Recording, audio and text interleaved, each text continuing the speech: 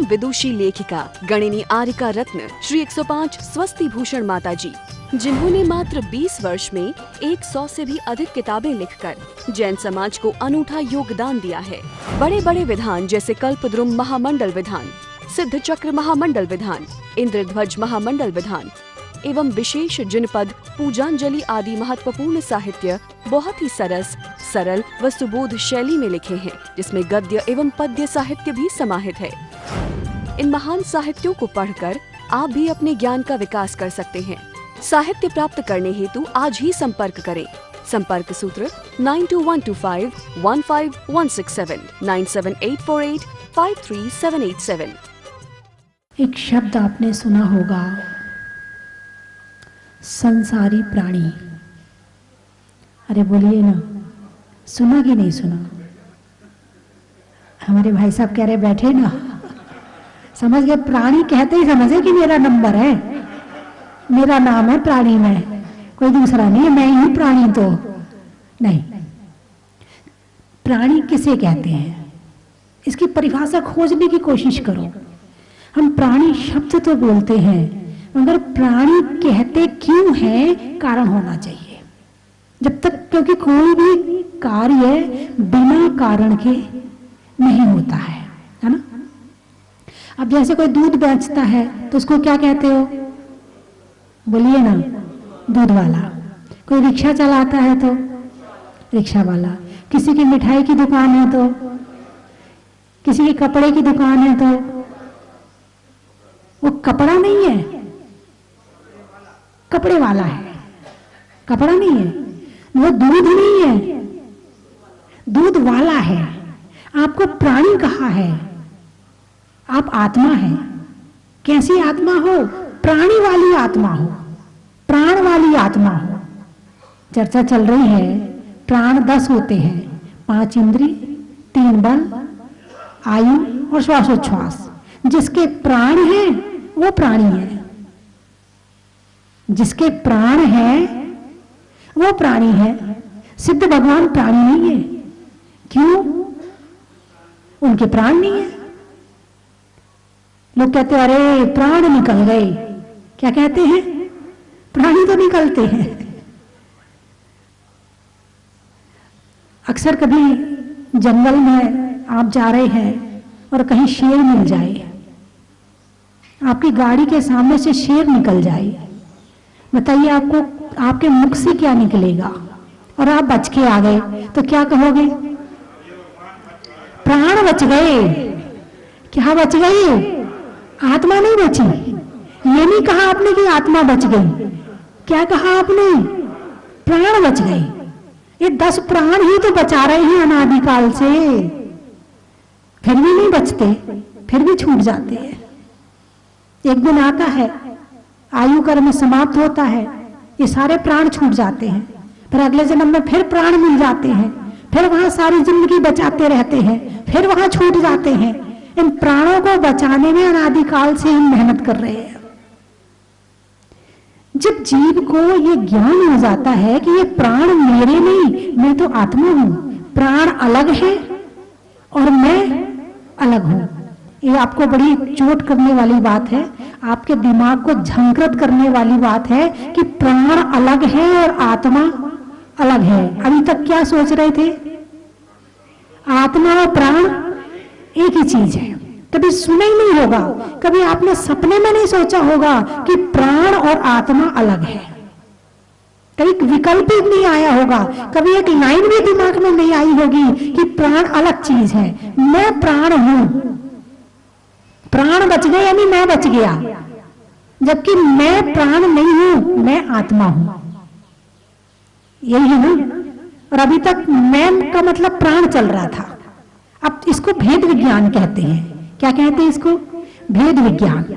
भेद विज्ञान कैसे होता है? जब इस तरह का ज्ञान होता है तब भेद विज्ञान होता है। और जब भेद विज्ञान होता है और जब सच्चाई पता चलती है तो फिर सच्चाई पाने की कोशिश की जाती है, और जो इस कोशिश में आगे निकलता है तो फिर वो दीक्षा के लिए जाता है। अब वो प्राण नहीं बचा रहा है। इंसान सुबह से शाम तक खाता क्यों है? रात को सोते सोते तक किसको बचाने के लिए खाता है? अरे बोलिए ना, प्राण को बचाने के लिए। अभी एक कुत्ता पीछे लग जाए, किसको बचाने दौड़ रहे हो? प्राण बचाने दौड़ रहे हो। आत्मा तो बची बचाई है। क्या कहा मैंने? आत्मा तो बची बचाई है, उसका कुछ बिगड़ ही नहीं सकता है। आत्मा का स्वभाव ही ऐसा है, द्रव्य का स्वभाव ही ऐसा है कि ना वो कभी जन्म लेता है ना वो कभी मरता है। वो हमेशा से था, है और रहेगा। उसका तो कुछ भी नहीं बिगड़ने वाला। यदि कुत्ता पीछे लगा है और आप दौड़ रहे हो तो आप आत्मा को नहीं बचा रहे हो, प्राण को बचा रहे हो। अब 10 हैं इसलिए प्राणो शब्द कहते हो कि प्राणों को बचा रहे हो। मुनिराज जंगल में रहते हैं, अभी तो नहीं रहते हैं, काल का प्रभाव ऐसा है, शक्तिहीन है, कमजोर संघन है, इसलिए अभी तो नहीं रहते जंगल में। लेकिन कुछ मुनिराज आज भी रहते हैं। 1-2 नाम सुना होगा आपने, जंगल वाले बाबा चिन्मय सागर जी महाराज। जंगल में रहना कोई मामूली खेल नहीं है। ये बड़ा सरल सहज है कि अपने घर का दरवाजा बंद किया और अपने घर में घुस गए। बहुत सरल, बहुत सहज जिंदगी है, कोई संघर्ष नहीं है यहाँ। संघर्ष तो जंगल में होता है जहाँ शेर भी है, चीता भी है, सांप भी है, बिच्छू भी है। आपके जैसे घर मकान भी नहीं है वहां। वहां रहना गुफा में है, वहां सबका प्रवेश हो सकता है, सांप भी आ सकता है, बिच्छू भी आ सकता है। और जंगल में रहकर के साधना करना बहुत कठिन बात है। लेकिन कठिन सरल कब हो जाता है? कठिन तब है जब हम प्राणों को बचाने की विचार करें, और जब प्राणों की चिंता छोड़ करके आत्मा की चिंता शुरू कर दें तो फिर शेर से भी डर लगने वाला नहीं है। शेर खाएगा तो किसको खाएगा? प्राणों को खाएगा। मैं आत्मा हूं, मुझे खा ही नहीं सकता वो। पुद्गल को खाएगा, आत्मा को नहीं खा सकता है। तो जंगल में रहने की साधना कब सहज सरल हो जाती है? जब भेद विज्ञान हो जाता है, जब प्राण और आत्मा का ज्ञान अलग अलग हो जाता है। अभी प्राण और आत्मा अलग हुए नहीं है मुनिराज के, अभी है तो साथ में, लेकिन ज्ञान हो गया है कि ये अलग है और मैं अलग हूं। और जब ये ज्ञान हो गया है तो ज्ञान होने के बाद किसको बचाने की कोशिश करोगे? प्राणों को या आत्मा को? यदि कहीं क्रोध करने का मौका मिल रहा हो या आपको गुस्सा आता तो नहीं है, लेकिन आपको लग रहा नहीं अपनी चलानी चाहिए थोड़ी सी, और नहीं चलाएंगे तो यहाँ बात क्या समझेंगे लोग, इनको कुछ नहीं आता है, तो थोड़ा गुस्सा करने का कहीं मौका मिले तो आप छोड़ोगे क्या? अरे बोलिए ना, नहीं छोड़ोगे? अरे बोलिए ना। एक व्यक्ति है, उसने किसी की चोरी करी या पर्स निकाला या कुछ भी किया, और वो 1-2 व्यक्ति उसको मिलके पीट रहे हैं, और तुम वहां खड़े हो, तुम क्या करोगे? अपने हाथ गर्म करोगे नहीं करोगे?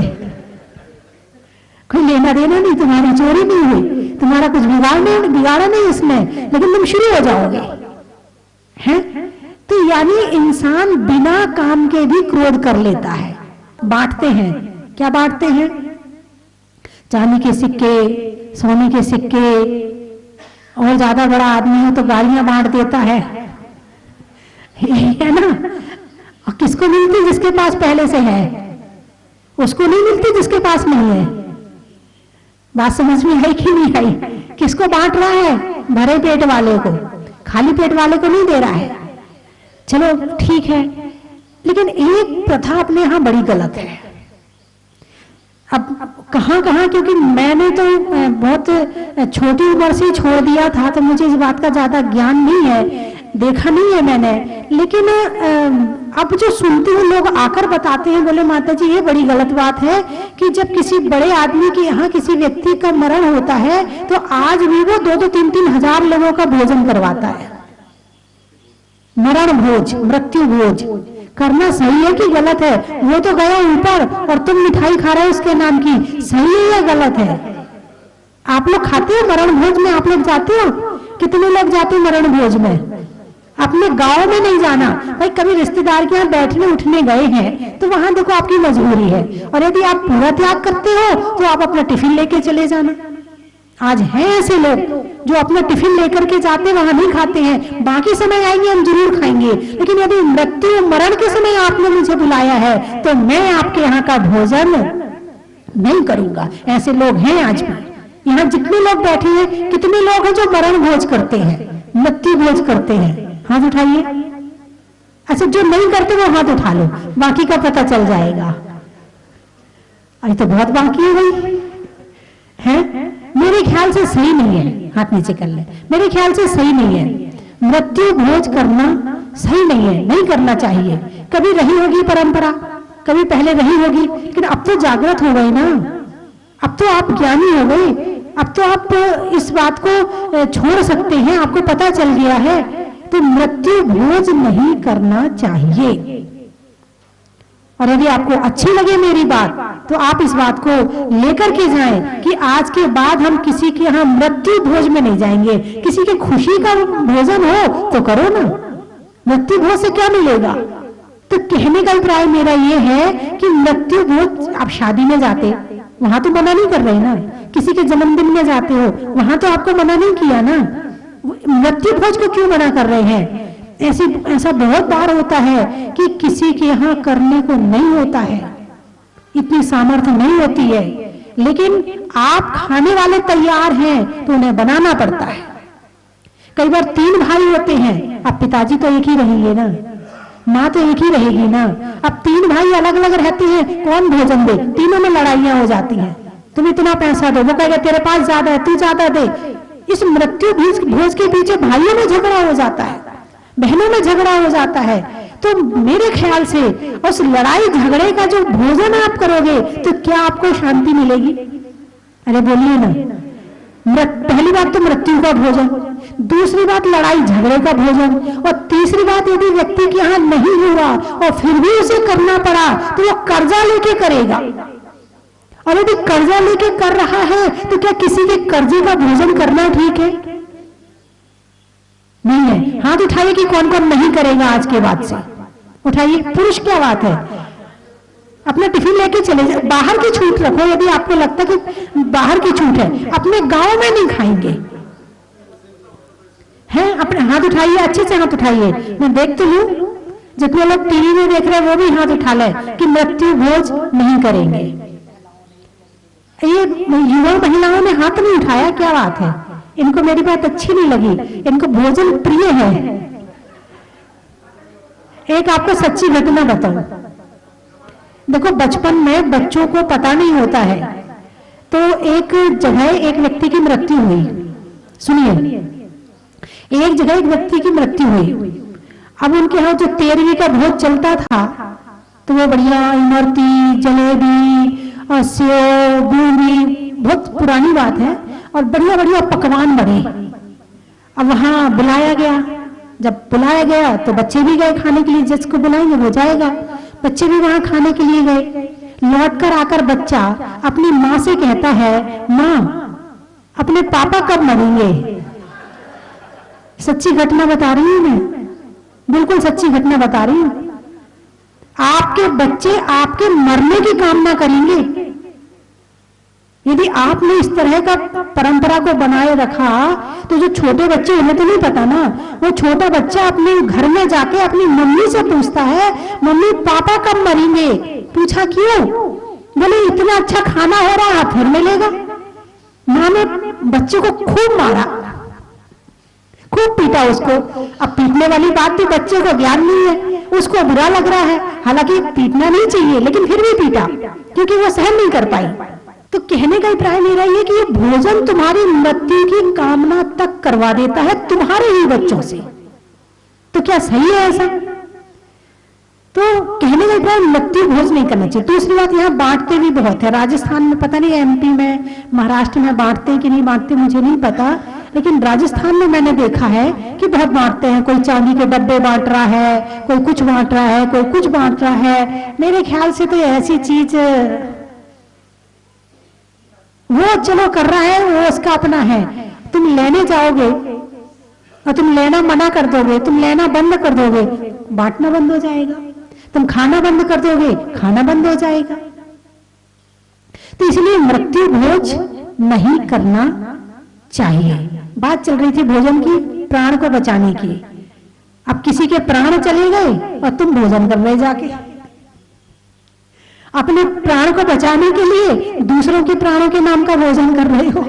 तो मुनिराज जंगल में रहते हैं और प्राणों की चिंता नहीं करते। जो प्राणों की चिंता करता है वो घर में रहता है, और जो प्राणों की चिंता छोड़ देता है, आत्मा की चिंता करता है, चिंतन करता है, वो कहीं भी रह करके, जंगल में तो निर्भय होकर रहते हैं। यदि शेर भी आ जाए, जो मृत्यु के भय से मुक्त हो गया है वो ही जंगल में रह सकता है। बोलिए सही है कि नहीं है? जो मृत्यु के भय से, अब मृत्यु किसे ले जाएगी? प्राणों को ले जाएगी, आत्मा को तो मारने वाली है नहीं है। तो मृत्यु के भय से जो मुक्त हो जाता है वो जीव फिर निर्भय होकर सच्ची साधना करता है। और जब तक प्राणों के जाने का भय बना रहता है तब तक धर्म होने वाला नहीं है। मंदिर भी यदि आप कभी देर हो जाए मंदिर जाने में और मंदिर सूना हो जाए तो मंदिर में डर लगता नहीं लगता? लगता है ना? क्यों? किसका डर लग रहा? हमारी रक्षा करने वाला कौन है? भगवान। और भगवान के पास खड़े होकर क्या डर लग रहा है ना? बड़ी अद्भुत बात है। जिंदगी जी तो रहे हैं मगर जीवन का पता नहीं है कि कैसे जीना है, बस जिए जा रहे हैं।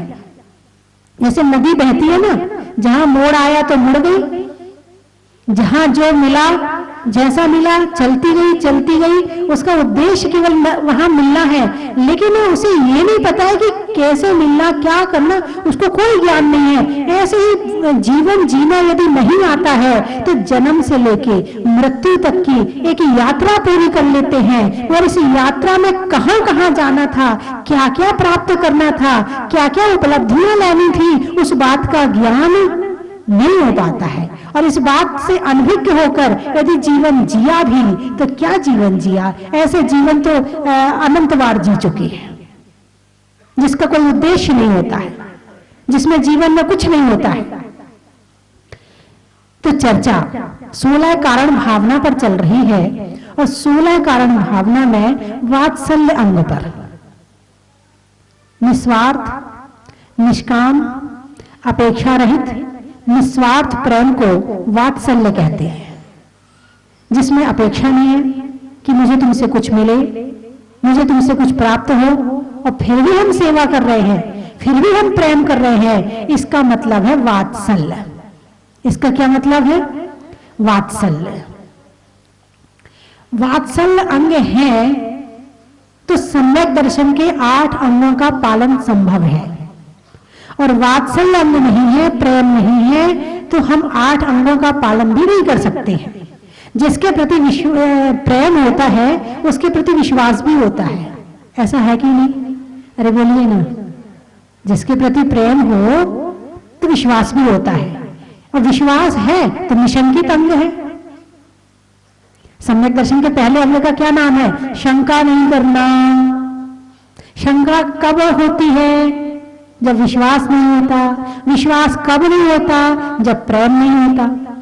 यदि जिससे प्रेम होता है यदि वो गलत भी बोल दे तो हमें लगता नहीं सही है, चल ठीक है, कैसा भी बोल रहा, बोल तो रहा ना, चल सही है, कोई बात नहीं है।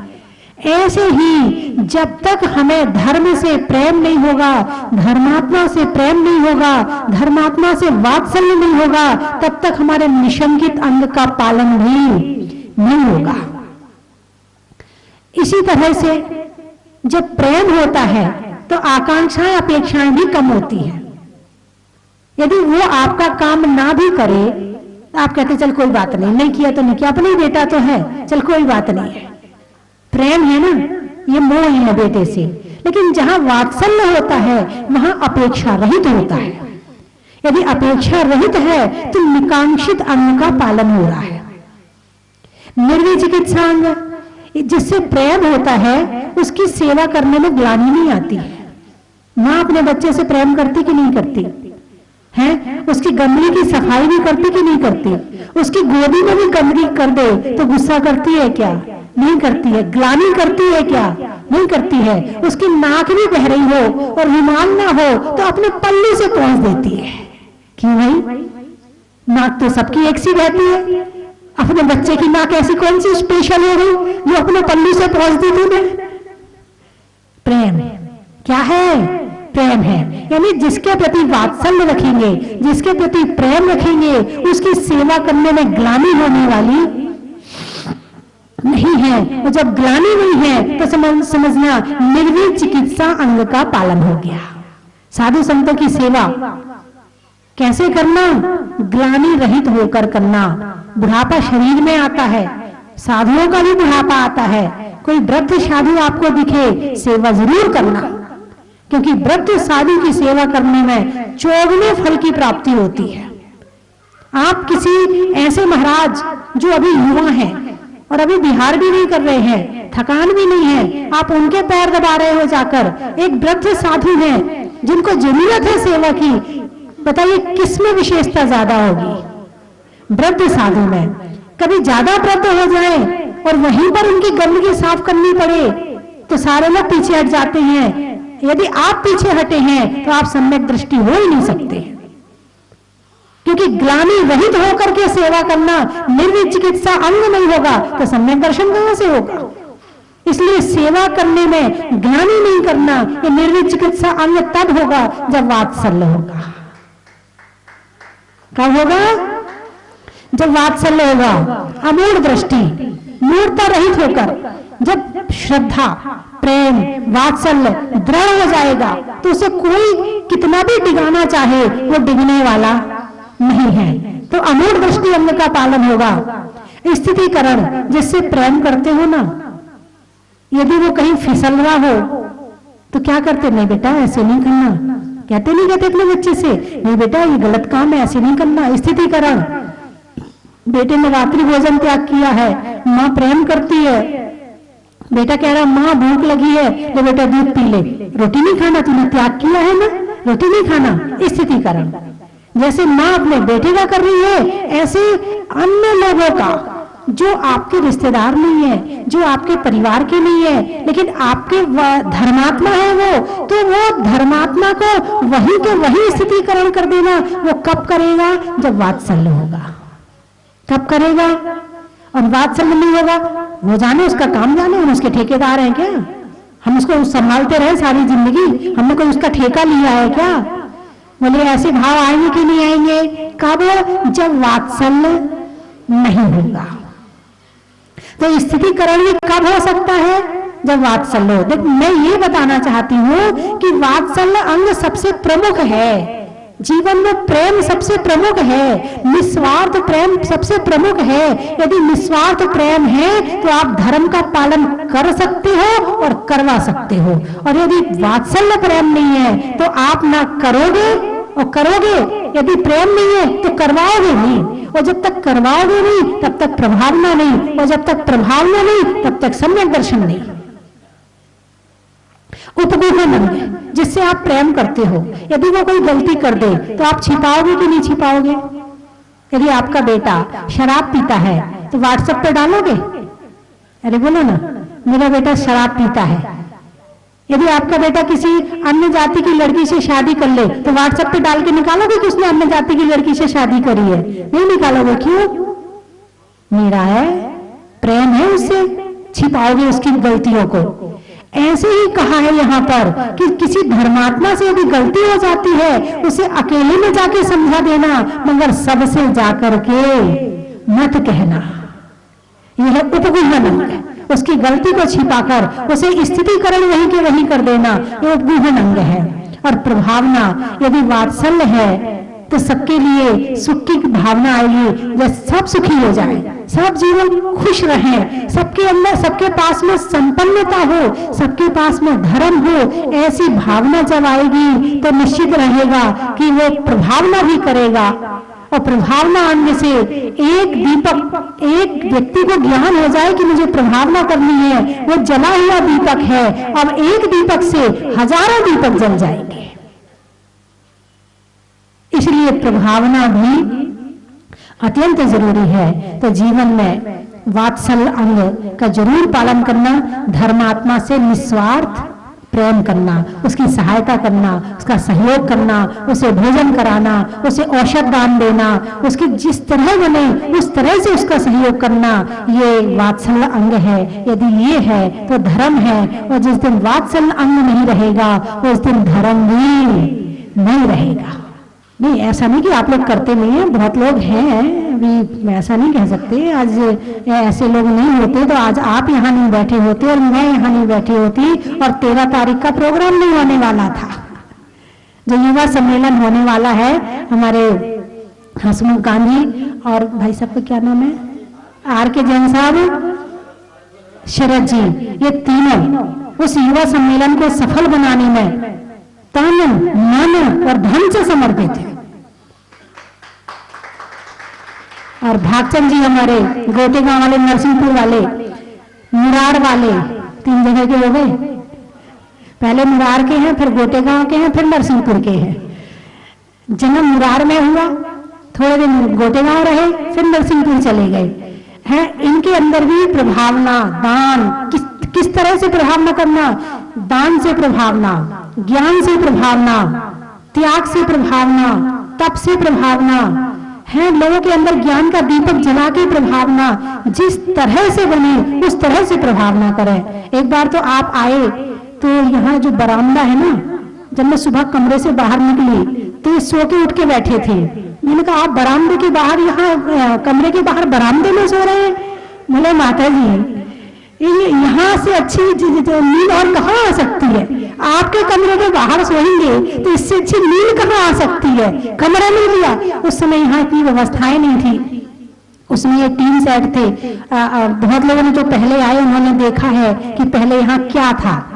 और जब अब आते हैं तो कल तो भागचंद जी आए, बोले मैं तो ये देख रहा कि जाना कहाँ से, घुसना कहाँ से। फिर तो ढूंढते ढूंढते यहाँ आया, शायद यही परिसर है जहाँ पहले था। तो ये लगता है कि ये सब क्या है, ये भी प्रभावना का फल है। ये तीर्थ क्षेत्र क्या है, ये भी प्रभावना का फल है। तो तन मन धन से आप लोगों का सहयोग रहता है तो ये तीर्थ क्षेत्र आज इस ऊंचाइयों तक पहुंचा है। और आज आप इसे और आगे ले जा सकते हैं अपनी प्रभावना के माध्यम से। मैं 3 चीजें बोलूंगी, आपको कहना बड़ा ही महत्व है।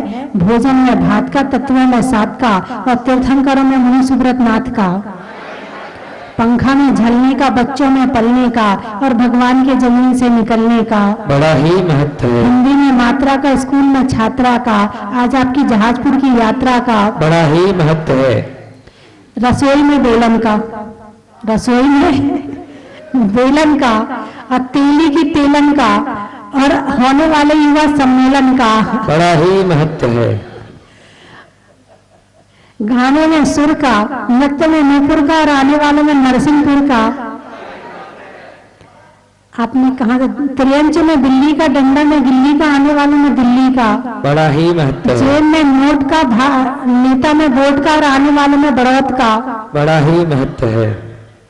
रवाना, होने में रवाना का, होने में रवाना का, और सुबह शाम, और आने वाले में रवाना का। दमोह, छोड़ने में मोह का, वस्तुओं की टोह का, आने वाले में दमोह का। टोड़ा, कोटा, अच्छा ये कोटा वाली महिलाएं बैठी हैं, इनको तो मैंने परसों बुलाया, आज कैसे आ गई ये? परसों भी आओगी? क्या बात है। आज भी धान है, बहुत बढ़िया। खेत में धान का, शादी में पान का, और आने वालों में, होने वालों में कोटा वालों के भी धान का। बड़ा ही महत्व है। बरगी, अच्छा जबलपुर, जातियों में शराबगी का, और दूल्हे के लिए बग्गी का, और आने वालों में बरगी का। बड़ा ही महत्व है। अहमदाबाद, नहीं होने में विवाद का, गुरुओं के आशीर्वाद का, और आने वालों में अहमदाबाद का। बड़ा ही महत्व है। अलवर, बारात में वर का, पक्षी में पर का, और आने वाले में अलवर का। बड़ा ही महत्व है। बेड़िया, वस्तुओं में बढ़िया का, और पहनने में घड़ियों का और आने वाले में बेड़िया का। बड़ा ही महत्व है। हो गए सारे? कोई बचा तो नहीं? इंदौर आम की गौर का, जिले में महापौर का और आने वालों में इंदौर का। बड़ा ही महत्व है। मेरठ वृक्षों में बट का, हरिद्वार में मठ का और आने वालों में मेरठ का। बड़ा ही महत्व है। देवास बहू में सास का, लेने में सांस का और आने वालों में देवास का। बड़ा ही महत्व है। नैनवा गर्मी में हवा का, बीमार में दवा का और आने वाले में नैनवा का। बड़ा ही महत्व है। नदी में नाव का, शरीर में पांव का और आने वाले में गुड़गांव का। बड़ा ही महत्व है। माता जी बड़वानी बोलने में मीठी वाणी का, मंदिर में जिनवाणी का और आने वाले में बड़वानी का। बड़ा ही महत्व है। गढ़ वृक्षों में बड़ का और नहीं करने में गड़बड़ का और आने वालों में बड़ का। बड़ा ही महत्व है। तालेड़ा भोजन में बड़ा का, गर्मी में घड़ा का और आने वाले में तालेड़ा का। बड़ा ही महत्व है। अब तो हो गए होंगे सारे। खंडवा रुपयों में सवा का और सूजी के रवा का और आने वाले में खंडवा का। बड़ा ही महत्व है। बच्चों में टाटा का, फूल में कांटा का और आने वाले में रावत घाटा का। बड़ा ही महत्व है। बोलिए 24वें भगवान की। सम्मेलन स्वस्ति धाम जहाजपुर में समस्त भारत के युवा सादर आमंत्रित हैं। आसपास के जितने भी 200 किलोमीटर तक के जो जहाजपुर से क्षेत्र हैं, वो देवली, केकड़ी, शाहपुरा, सागर, बूंदी, टोंक, भीलवाड़ा, ये सारे युवा बसों से बसें भर के यहाँ पर आने वाले हैं 13 तारीख के लिए। अभी तक 1000 युवाओं का हमारे पास रजिस्ट्रेशन हो गया है। आप भी जल्दी से रजिस्ट्रेशन करें। रजिस्ट्रेशन की लिंक समस्त सोशल मीडिया पर उपलब्ध है, उस पर अपना नाम दर्ज कर दीजिए और 13 तारीख को एक अच्छी किट आपको प्राप्त होगी। उज्जवल पाटनी जो कि इंटरनेशनल मोटिवेटर हैं, वो आ रहे हैं आपको उत्साह देने के लिए। आपके जीवन में कैसे सफलता पा सकते हैं यह उज्जवल पाटनी बताएंगे। हमारी 4 महिला संगठन बहुत अच्छा सांस्कृतिक और नृत्य नाटिका का प्रस्तुति कर रही हैं। माता जी का आपको आशीर्वाद मिलेगा।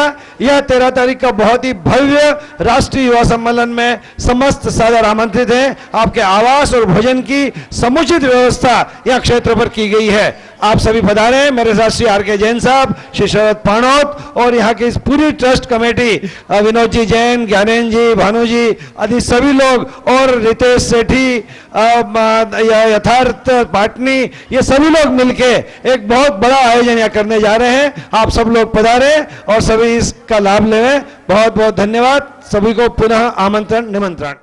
चलो रे चलो रे चलो चलो रे चलो रे चलो चलो जहाजपुर। चलो रे चलो रे चलो चलो रे चलो रे चलो चलो जहाजपुर। पुकारे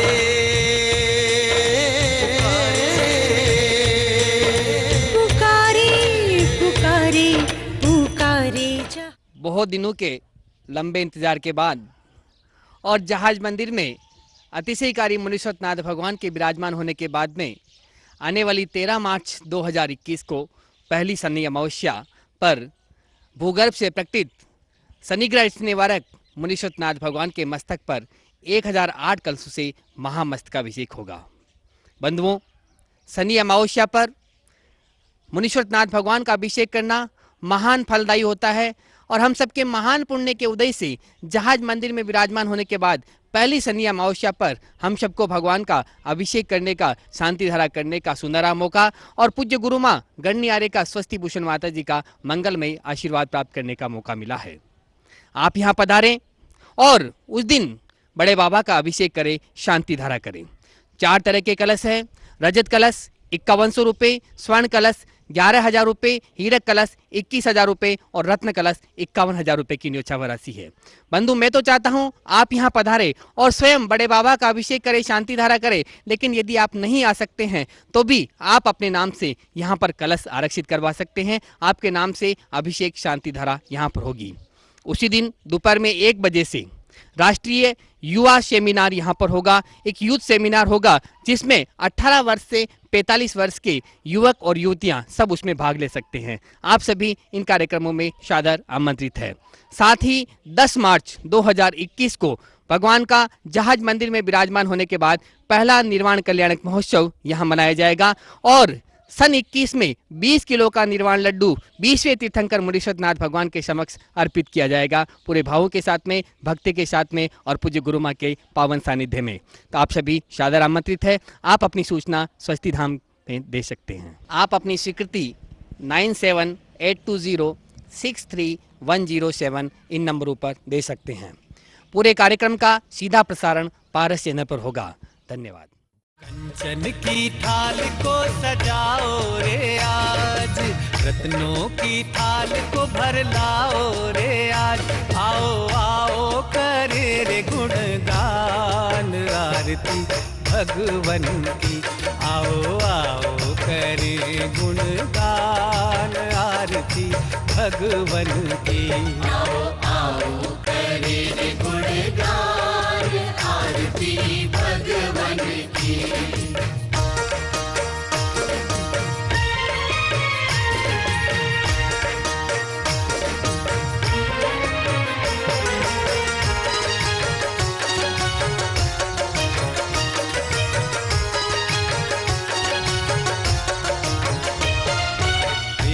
सुमित्र के राज दुलारे, माँ पद्मा जी के नैनों के तारे। पिता सुमित्र के राज दुलारे, माँ पद्मा जी के नैनों के तारे। राजगृही में जन्म लियो आप। परम विदुषी लेखिका गणिनी आरिका रत्न श्री 105 स्वस्ति भूषण माता जी, जिन्होंने मात्र 20 वर्ष में 100 से भी अधिक किताबें लिखकर जैन समाज को अनूठा योगदान दिया है। बड़े बड़े विधान जैसे कल्पद्रुम महामंडल विधान, सिद्ध चक्र महामंडल विधान, इंद्रध्वज महामंडल विधान एवं विशेष जिनपद, पूजांजलि आदि महत्वपूर्ण साहित्य बहुत ही सरस, सरल व सुबोध शैली में लिखे हैं, जिसमें गद्य एवं पद्य साहित्य भी समाहित है। इन महान साहित्यों को पढ़कर आप भी अपने ज्ञान का विकास कर सकते हैं। साहित्य प्राप्त करने हेतु आज ही संपर्क करें। संपर्क सूत्र 9212515167 97848 53787।